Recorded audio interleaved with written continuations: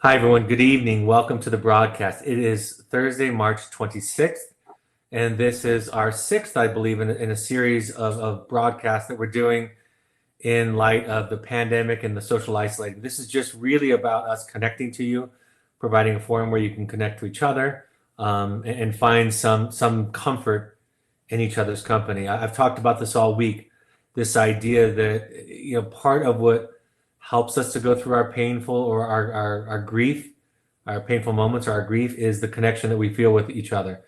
And so this period of social distancing is presenting a special problem for all of us, right? Where we don't have as many connections as we've had naturally prior to this time when we're being asked to socially distance from each other. So another thing that we're going to talk about, and we've been talking about all week, is meditation and mindfulness. And I'm going to simply introduce you to one of our therapists, Jenna Pacelli. And Jenna is going to take us through an exercise. I'm going to go off screen for this time, and I'll come back when she's done. And I'm going to go ahead and turn it over to Jenna, one of our therapists at Evoke Therapy Programs. Thanks, Jenna. Thanks, Brad. Welcome, everyone. I'm excited to lead you in some meditation. So feel free, if it feels comfortable, to close your eyes. Sometimes that doesn't feel comfortable. You can close your eyes, or you can just lower your eyes, lower your gaze. And if you keep the eyes open, my invitation to you is to simply allow the eyes to become soft, almost like when you see things and they're blurry because you're letting your eyes just soften.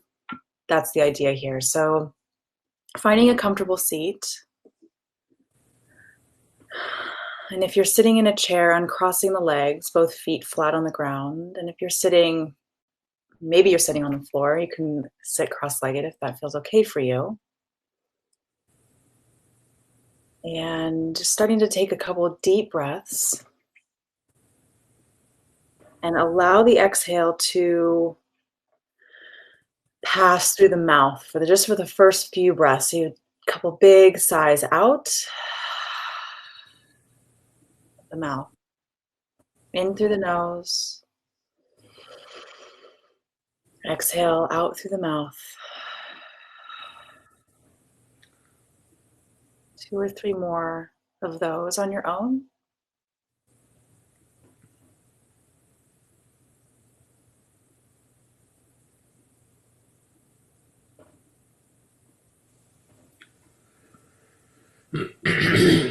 And then closing the eyes.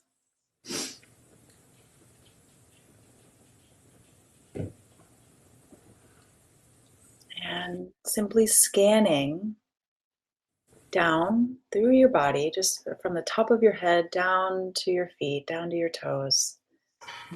Just seeing what's there. Just a simple body scan.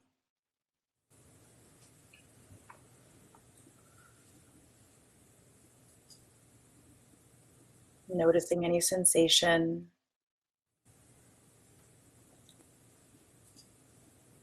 Maybe there's emotion.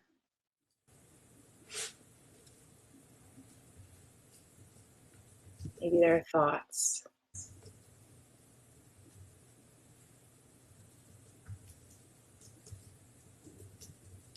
Whatever it is, you're just tracking, you're just noticing. There's no right or wrong.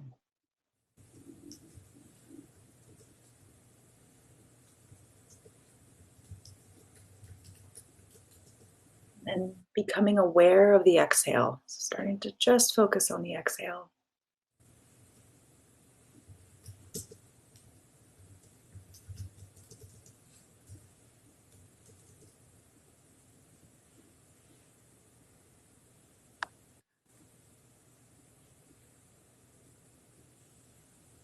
Exhaling through the nose now. Letting the breath flow naturally. There's no forcing it. You don't need to change it. We're just letting it flow.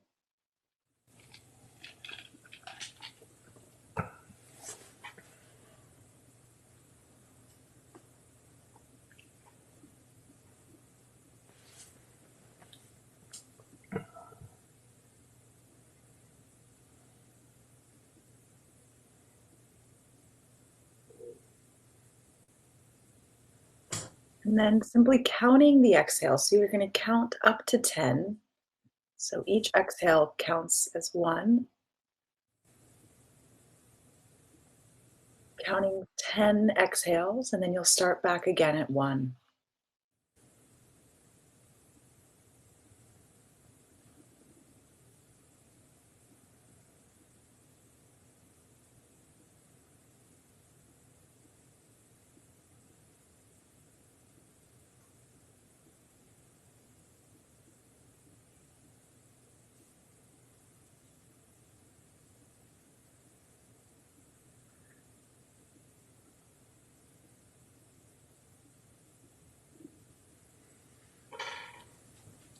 As soon as the mind wanders, just bring it back. As soon as you're aware, oops, there I am, thinking, and you just note it. You say thinking or feeling. Just note. And then you move the attention back to the breath.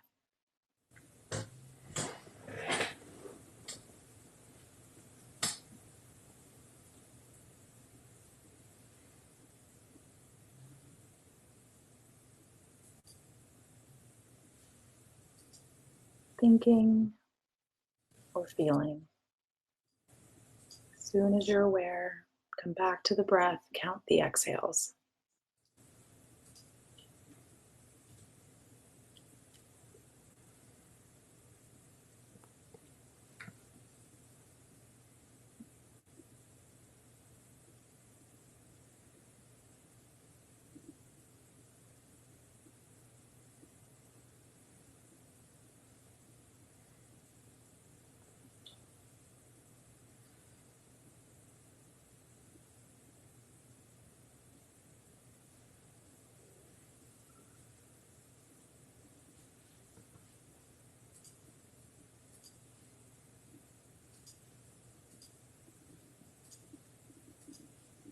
Counting one more round of 10 exhales.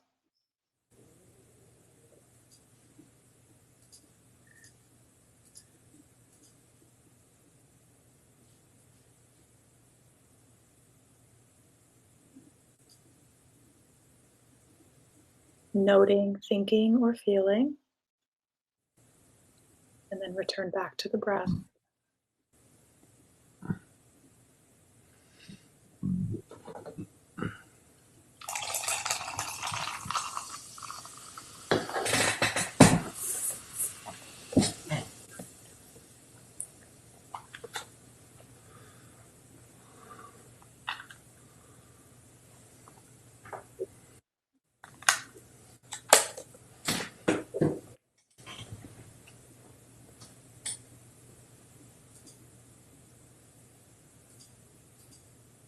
And then starting to bring your awareness back into the body. Noticing sensation.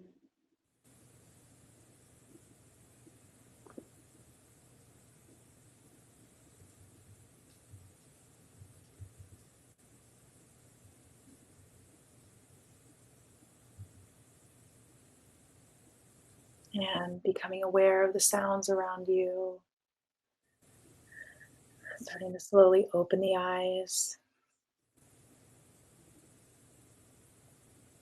And then just imagine that the eyes and the head and the neck had a mind of their own. They just start to slowly look around your environment. Just noting. Maybe there are things that you see that you like. Track that. Right? Track, how do I know I like it? What does it feel like to look at that thing? Just noting the way that your body feels now.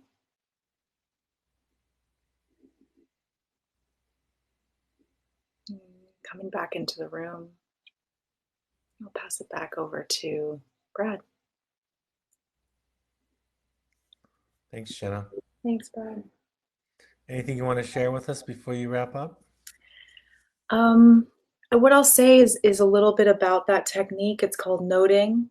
Okay, counting the exhales and noting, thinking or feeling. And they've done research on that technique, and it can reduce charged emotion by about 50%.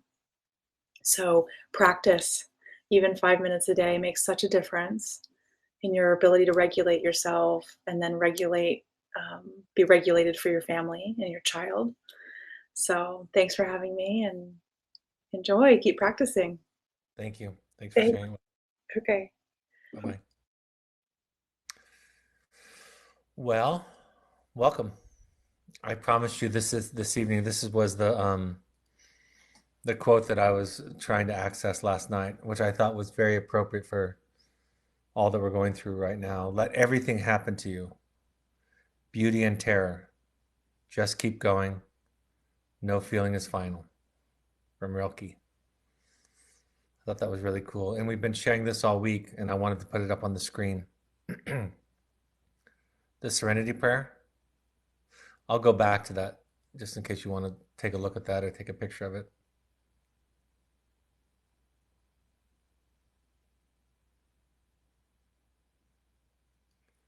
And then I wanted to share the Serenity Prayer because that's something that we've been talking about all week. Grant me the serenity, and I've shared with you that if your higher power, you don't have a belief in a higher power, you can skip the first word and think of it as a meditation. Grant me the serenity to accept the things I cannot change, the courage to change the things I can, and the wisdom to know the difference.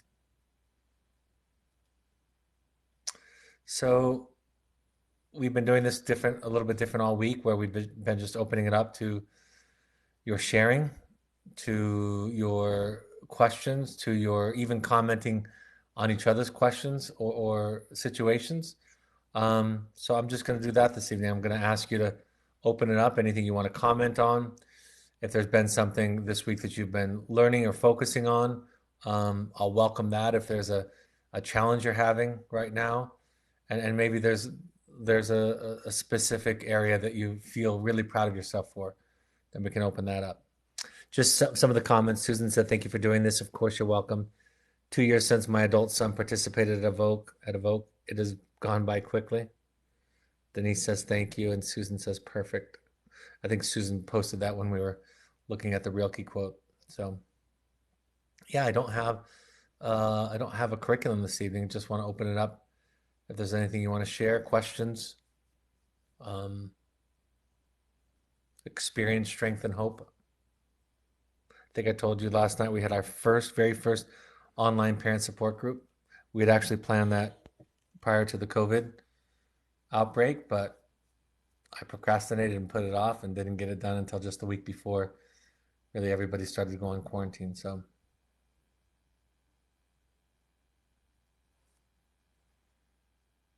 I thought about having a book club, doing that online. That could be cool.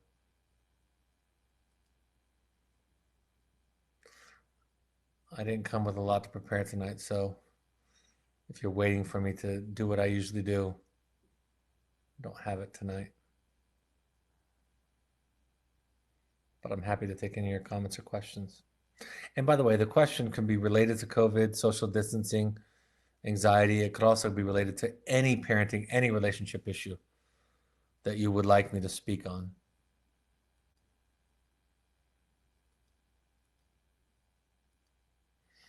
Robin says, "So many of our community are sick and some have passed away. I'm having difficulty dealing with the sadness of what is and the fear of what will be and is coming." Yeah, I think that that's kind of a universal experience, and especially, and Robin, I don't know what part of the country you're in. I can click on your name and see, and I think I know who you are. Especially if you're in and around New York City or Washington or any of the areas that are hit more profoundly by this epidemic. I've been talking so much this week and talked to a couple of people in the last 24 hours, even where this experience, this pandemic, is really just a kind of emphasis on already what is present with our lives. And somebody shared with me yesterday that, I don't know if I shared this yesterday, but this idea that how much we take for granted our tiny little escapes, right? The things that are so simple in our lives. like getting out and running an errand, being able to go out for dinner, being able to meet up with somebody.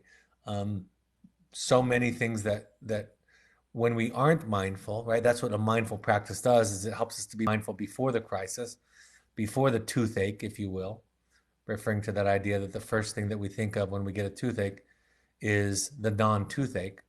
So mindfulness can help us be grateful for that.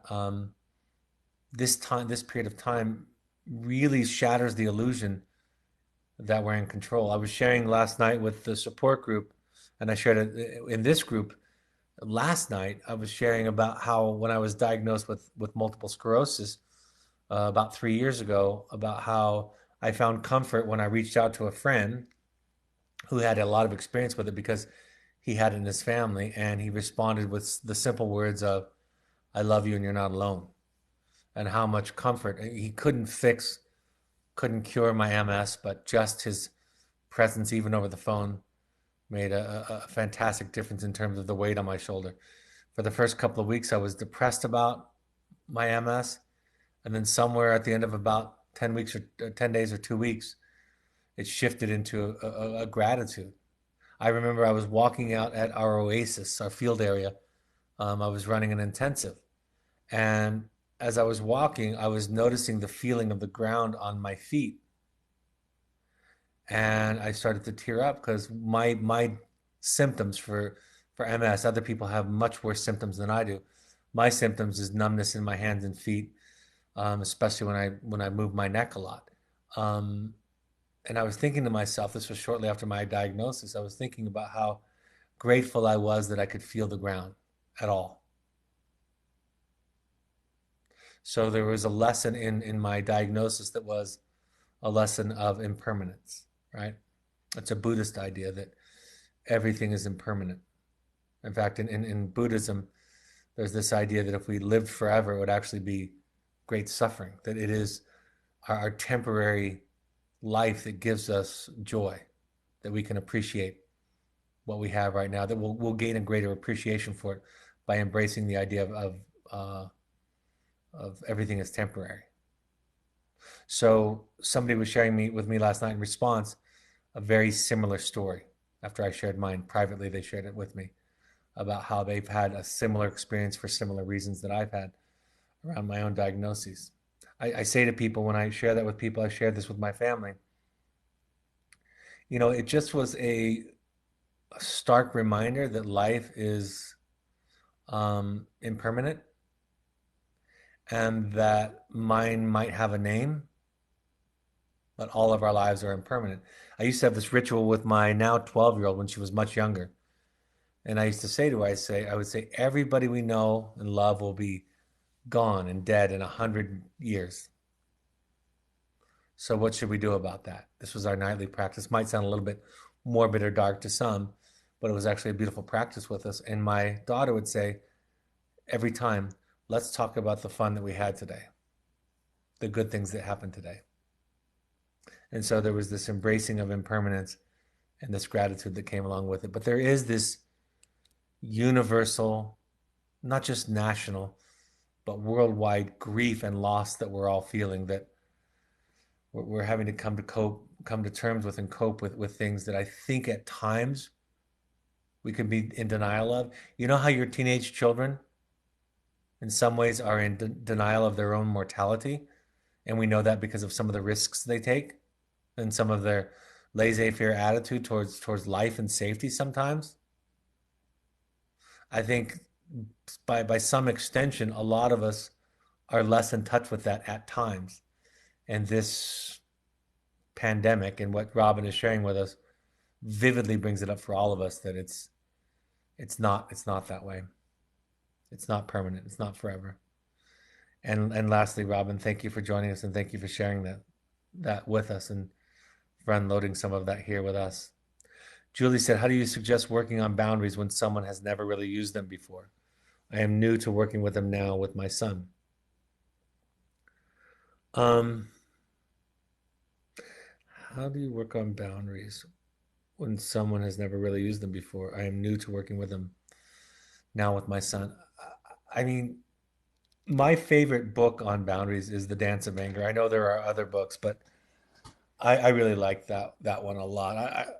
I'm quite fond of my recent book, the Audacity to Be You, because I think that talks about it in a more fundamental level, what it means to have a boundary. And really what a boundary is a shift from changing and manipulating others, even for positive or for good, to self-care. And that resentment, sometimes anger, but resentment is often a sign, a signal that we're practicing poor self-care. So I start to shift the idea from boundaries to changing others to boundaries to what I need to feel okay. And I think that's a fairly radical shift for a lot of people. I don't think a lot of people think of boundaries in terms of what's good for me, what I need for myself. So that's one way that I start to talk about it. I start to challenge the ideas that many of us, most of us, have internalized that when we set boundaries that we're being selfish or uncaring or not loving. Um, so I kind of try to disrupt the what I call the sentinels of guilt and shame that stand guard at the threshold of boundary setting, right? They try to block us, that we're being too selfish, too self-centered. You know, Harriet Lerner in her book, The Dance of Anger, calls the first early stages of boundary setting the obnoxious phase.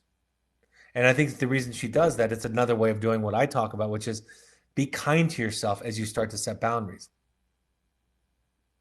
But you've got to prepare for what Dr. Lerner calls change back messages. You know, what are going to be the messages from your children, from your parents, from your spouse, and from your friends when you set healthy boundaries? And to be clear, this is virtually almost always true, not always, but virtually almost always true, that when we start to set healthy boundaries in our lives, we're going to get some pushback. And the people that love us aren't going to applaud us and celebrate us, right? We're stepping out of a pattern, a way of being, relationship expectation, the rules that the relationship has been in for years. So if you marry somebody, you are kind of used to a certain kind of what I'll call psychological proximity to each other, right? Boundaries. Your boundaries are at a certain level. If you start to make progress in that area, it's going to feel to them like abandonment, selfishness, not caring. It'll feel that way with our children. I always talk to parents about healthier boundaries are going to be interpreted or at least thrown back at your face, in your face, like you don't care. Now, there's something that happens as we do boundary keeping and practice it that is really amazing that it co-occurs with this, which is our bandwidth gets wider, meaning that we have more tolerance, more capacity. So I'm 52. When I was 32, and my first child was 7, and my second child was 5, I had fairly limited bandwidth, right? I had expectations. I called it loving. I called it being a good parent. I wanted my children to fit within my bandwidth, and I was saying I was doing it for their good. There's a great book by my therapist, Jamie Gill, called The Misery of the Good Child. And on the first page, she talks about this phenomenon so well. This idea that we really punish our children and call them out, and we call it love, and we say it's for their own good, but it's really just about our limitations of bandwidth, right? What we're comfortable with, and the child ends up feeling afraid and confused by it. So at the same time you practice and get better at boundaries, but you're taking care of yourself because that's what boundaries are about, you develop more bandwidth. And I joke about this, but it's true. You can show up in my therapy office or in my family, in my life personally, way more crazy than you could 20 years ago. Right? I have much more variation about what's okay with me. And it's not because I'm denying myself. It's because I'm taking care of myself better than I was 20 years ago. Not by any means perfectly, but better than I was 20 years ago. So we set boundaries. They're not going to be celebrated. They will be interpreted as something else. We will have guilt and shame, right? And people will say things that will trigger our guilt and shame. And we will expand in our capacity to hold other people. One thing that I've learned, one thing that my wife and I have learned over the past 8 or 10 years is when I travel for business. Remember when we used to be able to travel back in those days? When I travel for business, I um I used to take the late night flight home, right? A meeting would finish in New York at 7 o'clock, and there's a 9:30, 9:45 flight home from JFK, and I would get on it. That was my old pattern. And I would end up getting home at, you know, 12:30 Utah time, which is 2:30 New York time, and I was exhausted, and I'd come home and I'd wake up from my regular day's activities and work responsibilities. And I thought that was being a good husband because I was already away 2 or 3 days before that on business in New York. But I realized when I was not really living my life in a way that was working that, um, and we talked about this together, it was an evolution between the two of us, that I learned that I would just stay the extra day, not apologize, not make up excuses, not saying I didn't know what time the meeting would end because that was the old version, but to say, I'm going to stay an extra night and watch a show. I'm going to stay an extra night in LA and go to a Lakers game, right? I'm going to have dinner with a friend and not take the late night flight home. And I'm not going to take the 6 a.m. flight home either. I'm going to take the 9 a.m. or the 11 a.m. flight home. And I promise you, even to this day, even though it's an understanding between us, I still feel guilty for doing that. But I do it anyway because guilt is not an indicator I've learned of morality. Guilt is as toxic, maybe more insidious than shame. It's what somebody else taught us that we should do. And I've learned that we have to learn to be moderated by something else than guilt, and that if we're not doing battle with guilt, shame is easy. We all know that that's toxic, but even guilt, if we're not doing battle with guilt, then we're not making progress on ourselves, right? Guilt is the idea or expectation that we're going to hurt somebody. Everybody on this broadcast, without hesitation, can think of examples where they do the right thing but still feel guilty. Tell somebody the truth, set a boundary, say no, take care of yourself.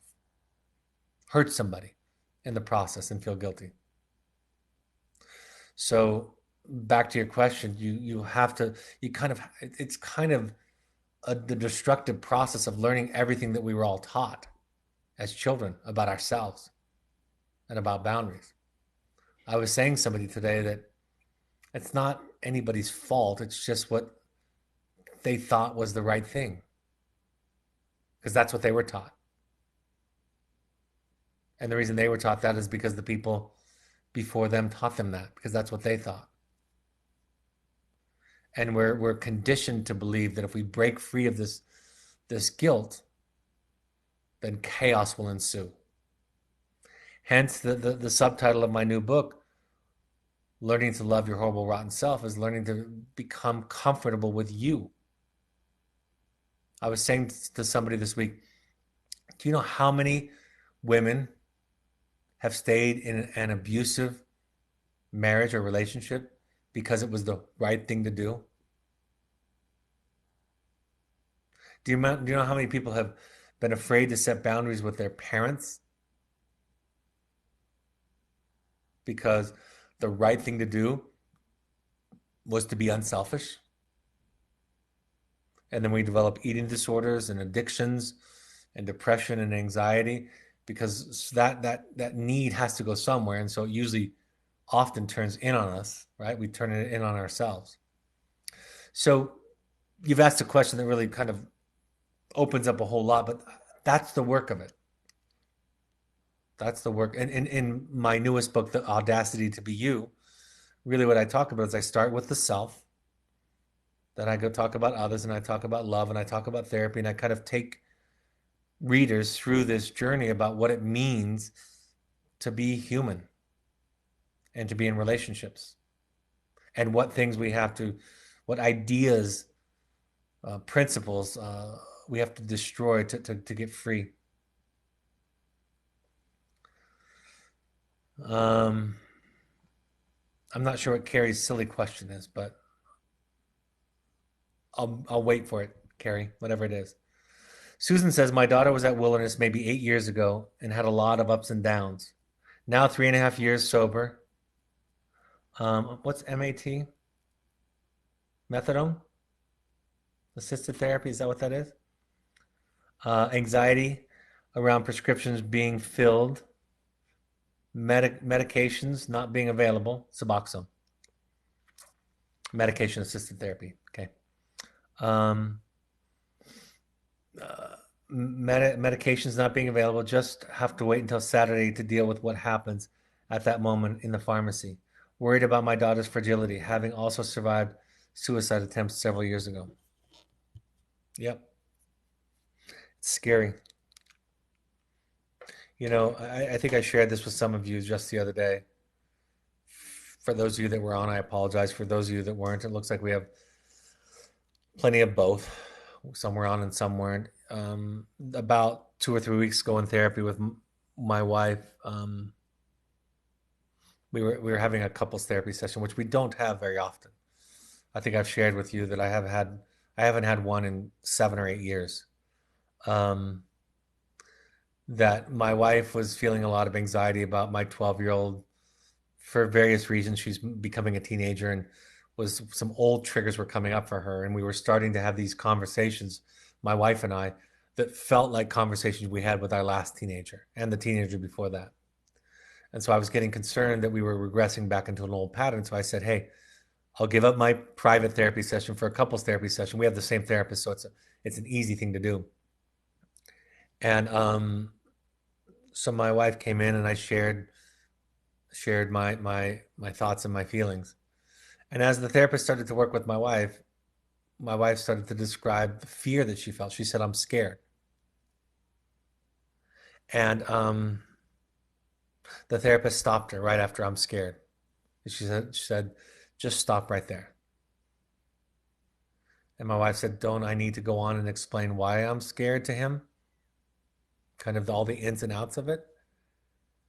And she said, no, it's just you're scared. My wife identifies as having an anxiety disorder. And she said, I'm scared. And I turned to my wife. I mean, I was already turned to my wife, but I put my hand on hers, and tears started to come in her eyes. And she started to get really in touch with how scared she was. Not just now, but all the time, right? The two were blended. It was specific to this situation, but it was also this underlying electric buzz for her. And I touched my wife's hand, and I said, I can hear that. I can hear and sit with I'm scared. And she asked me, are you sure? And I said, that's easy. It's easy to sit with I'm scared. And then just several days after that, somewhere in between then and now, we were driving somewhere with my son just before we started the social distance, right before that. So about 12, 13 days ago. My son, we were driving the car, and my wife said, out of the blue, something happened, some discussion. My wife just said, I'm scared. I reached over and touched her hand. And my son said, Mom's been saying that lately. She's just been saying I'm scared without really explaining anything. And my wife and I looked over at each other, and her eyes were a little bit more wet than normal, than typical. And she just kind of smiled. We smiled at each other. And it's scary, and it's easy to be scared. And we have to find a place where we can be scared and it's okay. And some of these problems are unfixable. I said it last night. Your child's mental health disorder may not be fixable, at least not in the immediate, not by you. COVID is not fixable, not with science right now. And the circumstances around it are not fixable. Now, You can make all kinds of efforts to do all that you can do, but there is a spiritual idea of radical acceptance that some parts of this life are unfixable. So, yeah, it's scary. And I'm going to say this to every one of you. I'm glad you're here and I'm glad you shared it with us. And Malia, if anybody's commenting on any of these questions down below, because I'm just reading the public chat, feel free to click those in at any point, because other parents might want to just share and connect to each other, to Susan, to Julie. Ellen says, it is ironic to me that the isolation I used to feel from my family experience, I had started to leave behind, and now I have to isolate. I am grateful that I got to that place and I'm able to reach out to others through experiences like this one. There's a lot of ironies to this, isn't there? Thank you, Ellen. This has been a nice hour for me. The fourth day this week and 4 days last week. It's been a nice time for me to connect to you all by name. You know, sometimes when I see you on there, I can't say your names because we keep them private. But when you show up with your names, I get to say hi to you, and it feels more connecting to you. Debbie says, thoughts, comments to help me with my college student torn mourning loss. How to talk with her about her feelings. Comment by me. Daughter was that everyone seems to be making the best of the situation, but I don't want to. I'm angry and want to know when this will be over. I feel I am losing time with my boyfriend. Should I be with him rather than here at home? She went in to say she can't get comfortable with either choice. Um, yeah, Debbie, that's a really, really good thing to share with us tonight because, um, you know, I've shared with you some feelings, some gratitude, some making peace with it, some spiritual lessons with it, and not everybody's there, right? Like some people are angry. My children are upset. My 12-year-old keeps asking to see her friends, and some of her friends are being allowed to see each other on somewhat limited basis, but still see each other. And she's frustrated and angry at the whole situation and wants to know what it'll be over and keeps asking me, when do I get to see my friends? And I keep answering with, I don't know. I really don't. And she's not happy about it. And to sit with that and to allow for that is difficult, unpleasant, and really, really important. I remember I had a boy years ago. I haven't told this story in a while. I had a boy years ago who threatened me that he would kill himself while he was in our program and said, because he was on a watch, arm's reach watch, and said, I'm going to wait till I get after watch and it's going to be a bluebird day, a beautiful day. I remember where I was sitting when he told me this. This is 15 years ago, maybe 18 years ago. And he said, that's the day I'm going to do it, is when you think that everything's fine. So I said to him, well, now you're going to be on watch for 7 weeks because that's scary to me. Um, anyway, he was on watch for 5 or 6 weeks. At one point, his mother was planning on aftercare, a therapeutic school program afterwards, but she was a single mom and didn't have as many resources as she would like, and so she eventually ended up saying he had to come home. And so he went through this roller coaster. And when he thought he was going to aftercare, he was really angry. And then when he found out at the very end that he wasn't, he was really angry and disappointed. And we were sitting together at his graduation. And I remember him telling his mother how disappointed he was that he was coming home. Scared he was. And he also said to her, I have never felt so free in my life. And I said to him, let me call him Charlie. I said, Charlie, you're going to have to explain that to your mother because that doesn't make any sense. You were full of rage for being here in the beginning. And It doesn't make any sense with the amount of limitations and restrictions you have that you could describe this place as free. And he even said happy, some version of happy. And he said, this is how I can explain it. He said, there were rules, there were limits and boundaries and consequences, much more than I experienced at home. But I was allowed to feel anything I felt all the time. I was allowed to be angry. I was allowed to hate the staff, to hate the program, to hate Brad, and it was okay. And people didn't try to talk me out of it. So back to who was it? Debbie's question, Debbie's comment. Ideally, we try to hold space for each other, and not everybody's in the same place. It's one of the challenges with grief work is that people. There's my Rhodesian Ridgeback in the background. Everybody's in a different place. Everybody's not feeling the same thing, and we try to make room for each other. And it's difficult when we're going through grief ourselves. It's a lot easier when you're not going through grief, but all of us are going through grief at the same time. Maybe I will hold, if there's a need for it, I would hold one of these for former clients and students only, former participants of the program only, if they would come and attend, so they could talk about it and feel whatever they're feeling. Susan says, thank you, Brett. I didn't know about your diagnosis. We are in New York City. My daughter's dad is a doc at the epicenter at Elmhurst. We are divorced but are not in communication.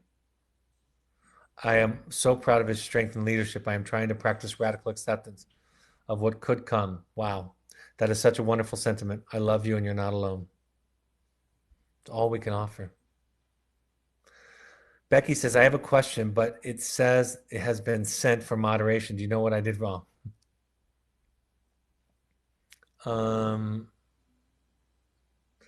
Maybe Malia can. Oh, here it is. I'm going to skip down to Becky's and then I'll go back up. Becky says, in your book, you write about the impulse for suicide, that it may be an impulse to not kill all of yourself, but maybe just part of yourself, usually the part that cares what others think about us. Can you speak to how we might not be aware that we care about what others think of us and what is the impact? Can you speak to how we may not be aware that we care about what others think and what is the impact? Sigmund Freud said that, and I think I talk about this in the book, where I talk at the new book, where I say that the outcome of therapy, successful therapy, is freedom from unconscious obligations. So they're unconscious for the most part. The way that I learned how paralyzed, how punished I felt by my need, belief, impulse to take care of other people, to value and hold heavy what other people think about me was through therapy. I just thought it was truth. I just thought it was being empathic. I just thought it was being caring and sensitive. I had all these ideas and words for it. And it took me a long time to realize these were not my ideas, not the ones that I was born with. This was something I was taught.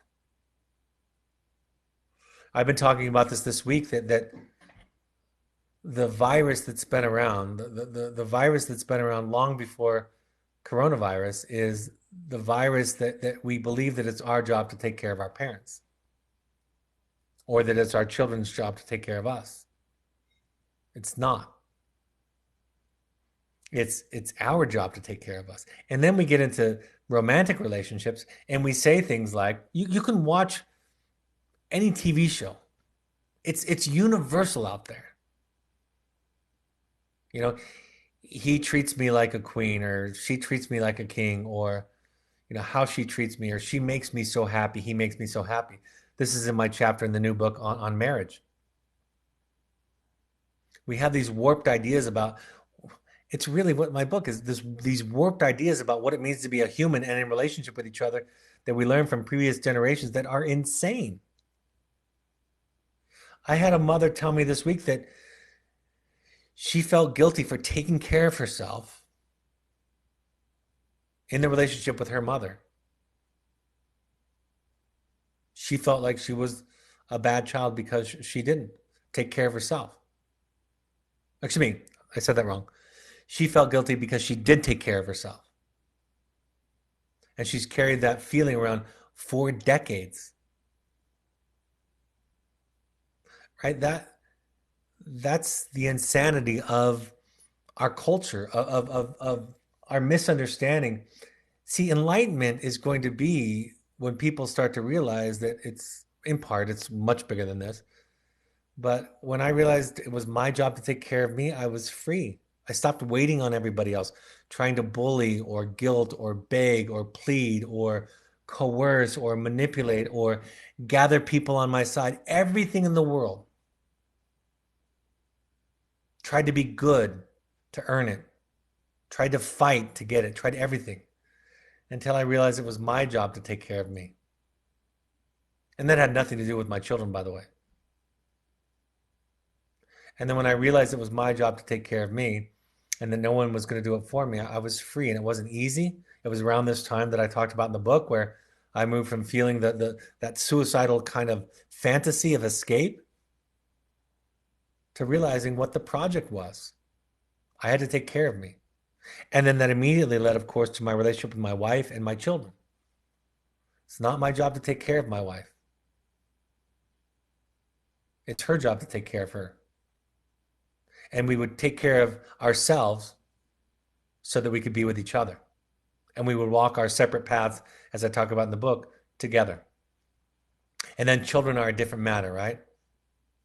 I take care of myself so I can be there for them in as much as I can, which, by the way, for the record, is limited. Lots of days I'm tired and spent. I stay an extra night in New York and go to a show to take care of me, and that's going to be one of the things when they write an impact letter to me that they talk about how dad worked too much when I was growing up, and how I missed him. That they're going to say, among other things. But I'm going to learn between now and then, and I kind of do get impact letters from them already and have from my older children. I'm going to learn to take care of myself, to hold my horrible, rotten self so they don't have to. Because if I don't hold it, they will, and it will be harmful and crushing to them. So it's a lot of work. Decades. Susan says, I've been using the term radical acceptance. I think it's the Buddhist idea of faith, right? The difference is that in Buddhism, radical acceptance is just acceptance of what is and trusting that what is what is. And in other religions or philosophies, faith is trusting in a higher power that what is happening is meant to be, because there's some higher power overlooking it all that is blessing it, if you will, has some master plan. But it's the same kind of outcome, which is peace and serenity. Radical acceptance is the idea of faith in Buddhism. Pam says, first, Debbie, I love your question and totally relate. I love this part where people get to talk to each other. I'm getting a lot of practice listening to all of my family members, trying to hear them, empathize, but not try to solve or offer solutions during this time. They're all struggling in their own way. We are all home together all day long, some of us working from home, and it's never been like this before. We are all still at the beginning. I am glad and grateful for the Evoke training I started when my son went to wilderness in June of 2018 and still practicing. Far from perfect, but so much better than 2 years ago. All the training is very useful in this isolation situation. Thank you, Pam.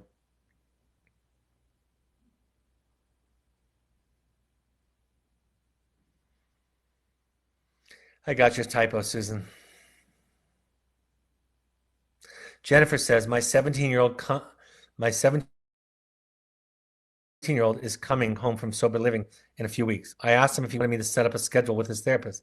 He expressed concerns about the cost since I am also seeing one regularly.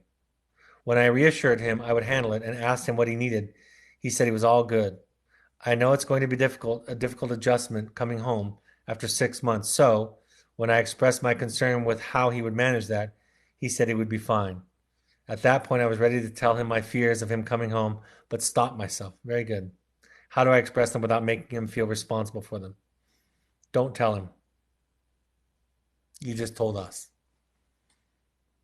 Go to your Al-Anon group, go to your Coda group, or come here and you just did it, Jennifer. That was the right thing to do. Tell it to us. We can hear it without wearing it. He can't. And, one of the things that we learn to do in boundary setting, especially as our children get older and older, but if we start the practice earlier, it actually works, is you take your children or your family members or your people, you take them at face value. And the reason you take them at face value, right? You respond to the answers to the questions. Then they have to use their words for their boundaries. You know how there's this old cliche, and I'm going to use old examples of that today would seem sexist if I just did it, but I'll just do it because I think it's going to resonate. Think of 1950s, 1970s. The husband says to the wife, I would like to go out, or to his girlfriend, I'd like to go on a trip with the guys or a night out with the guys. Is that okay? And she says, fine. And he knows she doesn't mean fine, right? That's the cliche.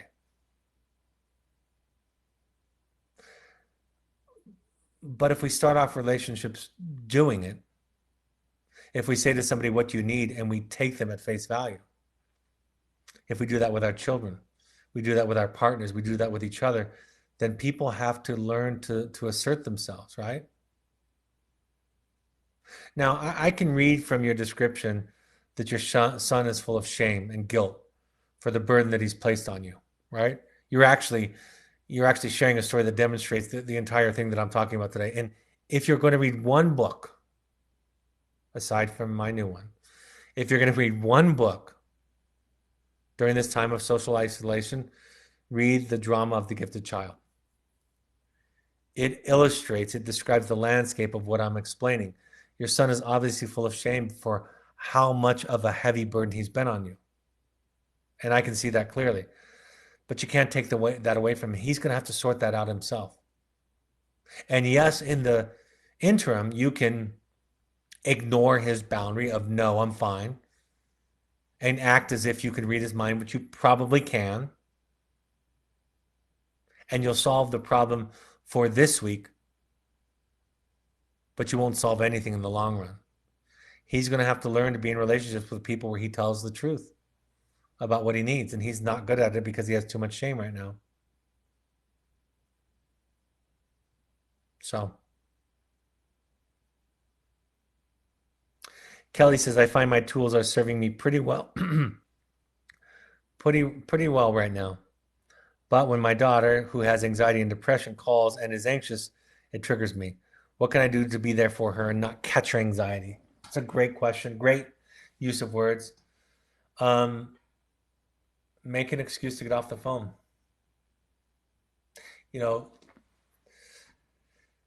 can breathe, you can meditate, you can even dissociate if you want to while you're talking to her, but you can also set a boundary. You can be busy, you can be unavailable to her, you can let her down and fail her, right? Because that's the alternative. If you have to, I was telling this story a while ago that it was a Saturday and I was having a particularly good morning. I felt like Superman spiritually and emotionally. And my wife said, I have something to talk to you about. This is not the story that's in the book. This is a different one. And I'm thinking to myself, I can take anything right now. She could complain about me for a half an hour straight and I'd be fine.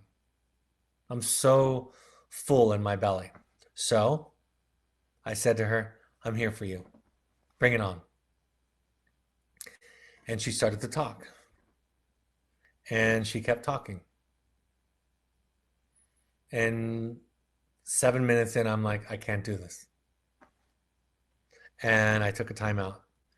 And I was humbled by it, right? I was humbled by the fact that I wasn't as full up as I thought. And I had to take some time away. So we can set boundaries with our children about what you can't fake having capacity. You can't will yourself having capacity. You can actually own your limitations. I wrote a blog on my personal website, bradreedy.com, a few years ago called, in fact, I speak on this a little bit in the book, about how a parent's limitations impact children. They can deal with a limited parent, a flawed human parent. They have to. What they can't deal with or don't deal with very well is a parent who won't own their limitations and makes the child the problem. Instead of saying, I'm sorry, my cup is empty and I can't do this right now. What we typically say to our children and to others is, you're being too this or too that. You're too needy. You're too anxious. You overthink things, right? We try to talk them out of their anxiety as if the problem is about them, because we don't want to own our limitations. So we make our child the problem instead of us the project. So the work is to make you the project. The work is to own it. And it doesn't fix things immediately with your children, but over time you make you the project, and they can realize, they can deal with that. And they'll grow up knowing that they have a bit of a loser of a parent who gets overwhelmed easily and is kind of neurotic and can't take a lot. And they can cope with that. What is almost impossible to cope with is a good parent, quote unquote, who makes them feel bad for who they are and how they feel and what they say.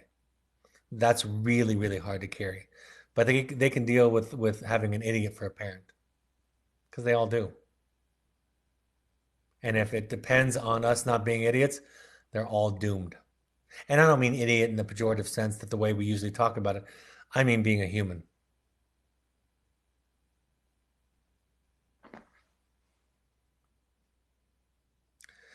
Carrie says, it took me so long to learn what an emotional chokehold I had on my now adult son. Very hard to make the shift away from that.